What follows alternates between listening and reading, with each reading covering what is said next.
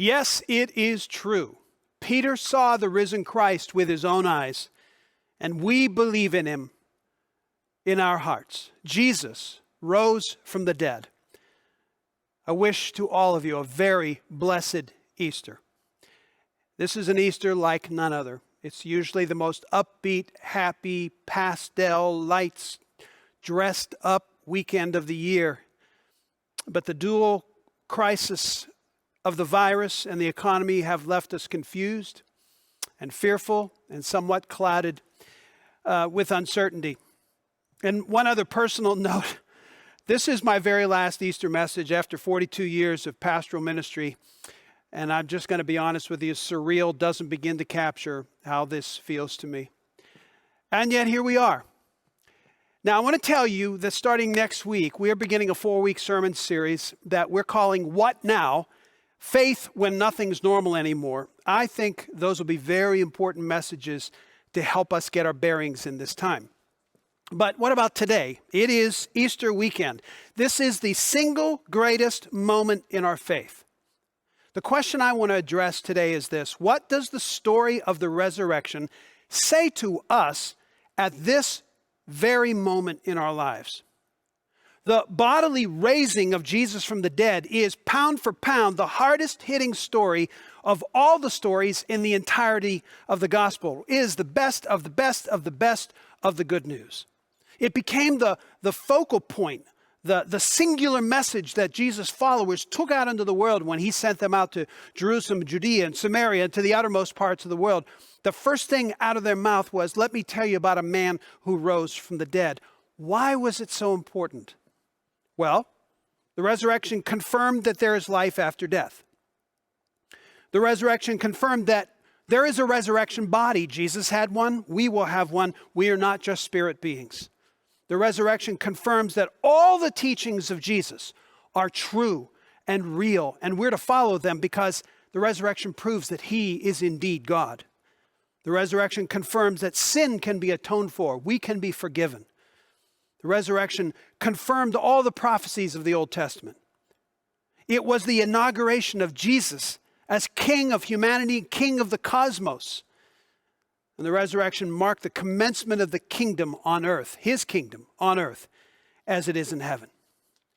Now, in these last 40-some years, I've preached on all of these crucial products of the resurrection. But I want to look at another aspect of the story, honestly, that I've never looked at before, that is deeply personal to all of us and very attuned to our present reality. I want to look carefully at a moment in the story that literally, I think, maybe just took seconds. Something happened to Peter that can happen to you and to me. Something happened to Peter in just a few seconds that should happen to you and to me.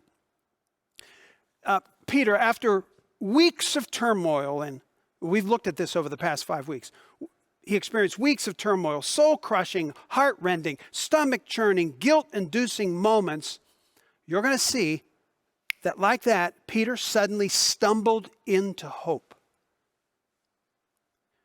What is hope? Is it an emotion? Is hope an event? Is it a state of mind? Whatever it is, I need it, and I think you do too. President Franklin Roosevelt said this: we have always held to the hope, the belief, the conviction that there is a better life, a better world beyond the horizon. Ralph Waldo Emerson said this: the health of the eye seems to demand a horizon. We're never tired so long as we can see far enough. And Pope Francis had this to say: hope opens new horizons, making us capable of dreaming what is not even imaginable.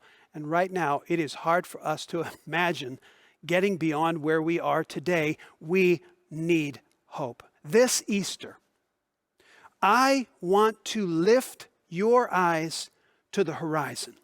And through this marvelous story, remind us of one of the greatest promises of God that we find through the mouth of the prophet Jeremiah, who said this about you. He knows God has plans for you, plans to give you to prosper you and to not to harm you, to give you hope and a future. I hope when we're done today, you will have a little bit of that hope and your eyes will be lifted to the horizon. But first, let's do a little bit of the backstory, as in previously in the life of Peter.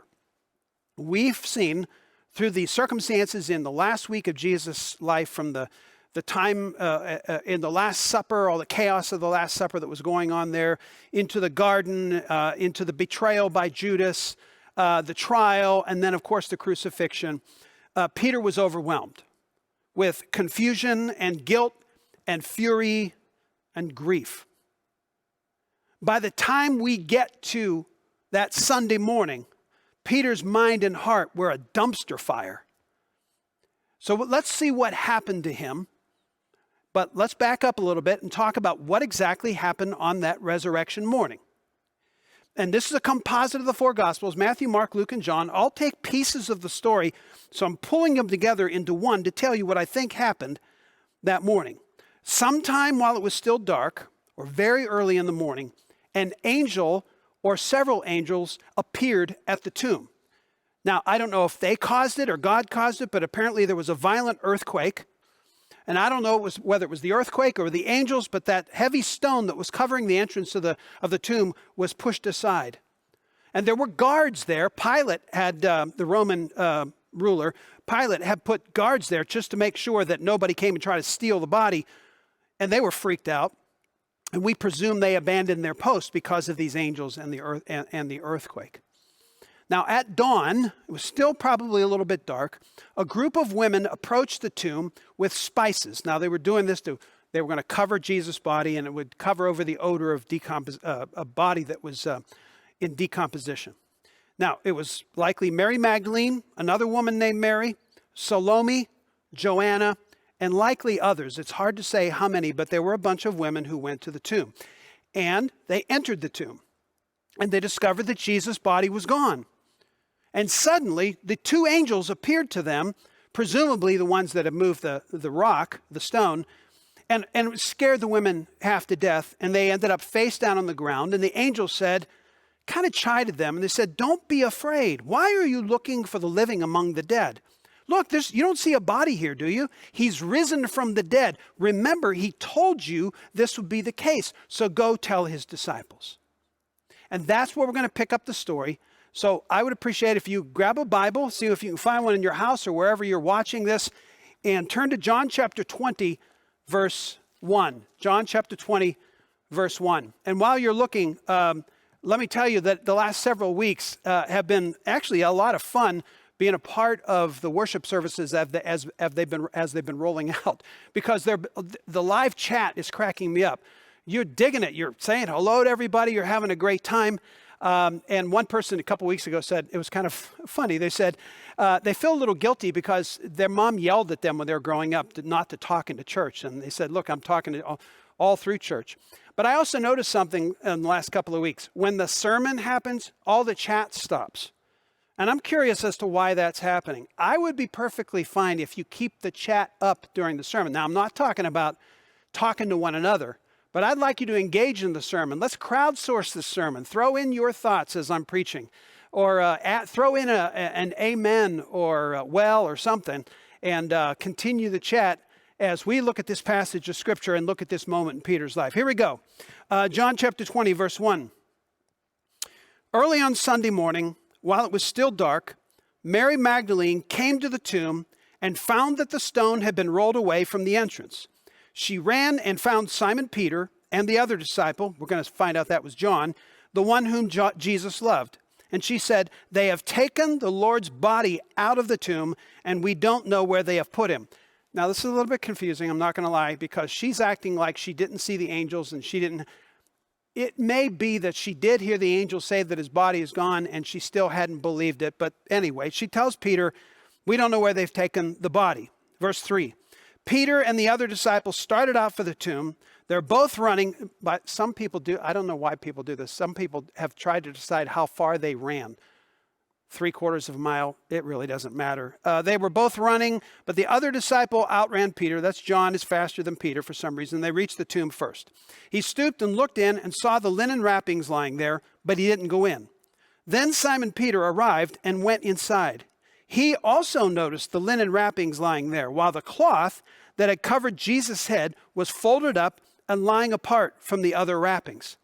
This little detail in the story has fascinated me every time I read it, because it's like, I just imagine Jesus rising from the dead, and one of two things happen. Either the angels took all these linens that were wrapped up around his body, and they folded them up neatly and put them there, or even cooler, Jesus took all the things that had wrapped his body and his head, he folded them up and put them there. I just find that fascinating. Verse 8, then the disciple who had reached the tomb first also went in, and he saw and believed. For until then, they still hadn't understood the scriptures that said Jesus must rise from the dead. And then they went home. Now, it's these last two verses, verses 8 and 9, that I want to focus on, and the few seconds in this moment that I think happened to these guys, to Peter and to John. It says in verse 9, look at verse 9 again. For until then, they still hadn't understood, or another way to say it is, at that moment, they did understand. They finally understood the scriptures that said Jesus must rise from the dead. So let me reword verses 8 and 9 this way. Here's how I would interpret it. At that moment, they got it. They finally understood that Jesus had to rise from the dead, and they believed. At that moment, they had hope. Hope. After weeks of uncertainty and fury and sadness and fear, they lifted their eyes, or maybe I should say, Jesus lifted their eyes. His resurrection lifted their eyes to the horizon. They have been looking down. They have been so focused on themselves and their brokenness and their confusion and their fear. And suddenly their eyes lifted to the horizon. And in their hearts, they had hope.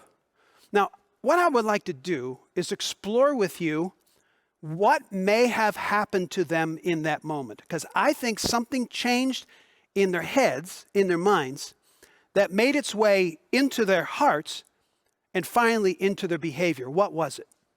If I made this into, everyone's made this into a movie, but if I made this into a movie, here's what I would do. I'd bring a close-up on Peter standing in the empty tomb, look of shock on his face, when suddenly, this is the way I would film it, he has one of those high-speed flashbacks where images and words and moments and memories all mashed together start flying through his brain. Now, what I think happened to Peter and John in that moment, this flashback they had, is in three categories. First of all, I believe in their minds they were picturing the supernatural or otherworldly events that had happened that morning. It doesn't tell us in John chapter 20 that Mary told them about the angels, but I am quite sure that Mary or the other women told Peter and John about the two angels, maybe about the earthquake, I don't know, that the stone had been rolled away. And I believe that shocked Peter, and it caused Peter to actually reflect on the last 3 years of his life. And I think he had images of Jesus walking on the water. He had images of Lazarus being raised from the dead, and 5,000 people being fed, and the blind man being healed, and water turned into wine, and demons being cast out of people.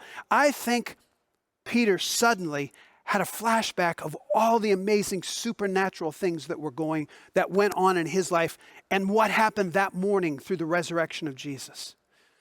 But that wasn't the only thing in his flashback. I think a ton of Old Testament scriptures, things that he had been taught as a child, maybe the things that Jesus had taught them, suddenly made sense. I mean, it says in verse 9, until that moment, they hadn't understood the scriptures, but turning that on its head, at that moment, they understood the scriptures. Things that probably had never made sense to them, like Isaiah 53, 10 and 11, where the prophet Isaiah, looking hundreds of years into the future, said, it was the Lord's will to crush him, referring to this one in the future, and cause him to suffer. And after he has suffered, he will see the light of life and be satisfied. I'm sure as a young man, Peter was like, who is he talking about? But all of a sudden, he was talking about Jesus. Or maybe even Psalm 16 that David wrote, where David said, for you will not leave my soul among the dead or allow your Holy One to rot in the grave. I can imagine Peter as a child saying, who is the Holy One? And why is he talking about not rotting in the grave? And all of a sudden, the scriptures made sense to him. And the supernatural events were flying through his brain, and the scriptures were flying through his brain. And then I think he also, and I'm speculating here, I think at that moment, the words of Jesus suddenly made complete sense. I'm sure maybe weeks or days before, Jesus said something like this: the Son of Man must suffer many things and be rejected by the elders and the chief priests and the scribes and be killed, and after 3 days rise again. Now, I got to be honest, I am not sure Peter and the other disciples totally understood what Jesus was talking about until that moment. That's what he was talking about. Or maybe Jesus saying this: destroy this temple and in 3 days I will raise it up. And I'm sure Peter, like everybody else, going, what are you talking about, tearing down the physical temple? But now he realized what Jesus was indeed referring to, and it was that Jesus was going to raise from the dead. In that high-speed flashback moment, Peter went from, watch this, uncertainty to what? To hope. Can that happen to us? Can it? Yes, it can. It can. And if you're ready right now to start paying attention with a level of intensity that maybe you have never mustered in your life, in the same 3 ways that Peter received hope, you and I can receive hope. And I'm going to say it again. It's only going to happen if you're willing to pay attention. So here we go. We will have hope if we pay attention to the supernatural. Now, I'm talking about paying attention to the supernatural in the middle of this pandemic, in the middle of an economy that is being crushed. Pay attention to the supernatural. Are you willing to start watching, even in the middle of this mess, watch for where God is moving around you and working in you? Don't just take in the horrific news, and there's going to be plenty of that in the days ahead. But pay attention, lift your eyes, and see if you can see the miraculous. See if you can see the supernatural. See if you can see the unique ways that God is working through this. Notice an encouragement that you receive that comes out of nowhere. Be conscious of new personal connections that you didn't have, new relationships. Maybe God's in it. Look for God things. Look for miracles and review miracles from the past, including the resurrection, to remind yourself that God still moves. Let's all together dwell on the borderland of the supernatural. Even in this pandemic, God still intervenes in the affairs of humanity. Look for it, watch for it, tell one another. If you want hope, start looking for the supernatural and you will find it. We will have hope if we pay attention to the supernatural. We will also have hope if we pay attention to the scriptures, like Peter did, especially the promises of God. This is the time to pay attention to the promises that God has made you, and to claim them, and to hang on to them, and hold them close to your heart, and say them out loud, and write them down, and repeat them to one another and to yourself. Promises like this. I already read this one. I have plans for you, plans to give you hope and a future. Jeremiah 29. Or from Isaiah 40, wait on the Lord, and he will renew your strength. You will mount up with wings as eagles. You will run and not grow weary. You will walk and not faint. Or this one from Isaiah 41, do not fear, for I am with you. Do not be dismayed. Do not be dismayed. I am your God. Or from the prophet Nahum, the Lord is good, a refuge in times of troubles. He cares for those who trust in him. Claim these promises. When you pass through the waters, I'll be with you. When you pass through the rivers, they will not sweep over you. When you walk through the fire, you will not be burned. The flames will not set you ablaze. Isaiah 43, claim that promise. Hang on to those scriptures. And even though I walk through the valley of the shadow of death, I will fear no evil, for you are with me. Your rod and your staff, they comfort me. We will have hope if we pay attention for the supernatural. and if we pay attention to the scriptures, in particular the promises of God.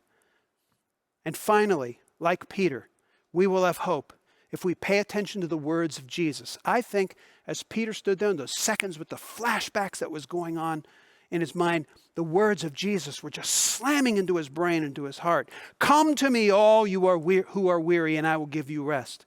You may ask for anything in my name, and I will do it. In this world you will have trouble, yes, but I have overcome the world. And peace I leave with you. Peace I leave with you. I give you. Let not your hearts be troubled, neither let them be afraid. Reflecting on the resurrection of Jesus Christ from the dead allows us to remember the promises of God, that they still stand. Considering the empty tomb reminds us that God has done and always will do miracles, and he's doing them right now. Embracing the risen Christ turns all of Jesus' teachings into essential divine truths. My friends and loved ones, on this most peculiar, uncertain, and yes, even frightening Easter, lift your eyes to the horizon. Claim the promises of God. Watch for the supernatural. Soak in the life-giving words of Jesus. Look to the horizon, for there indeed is hope.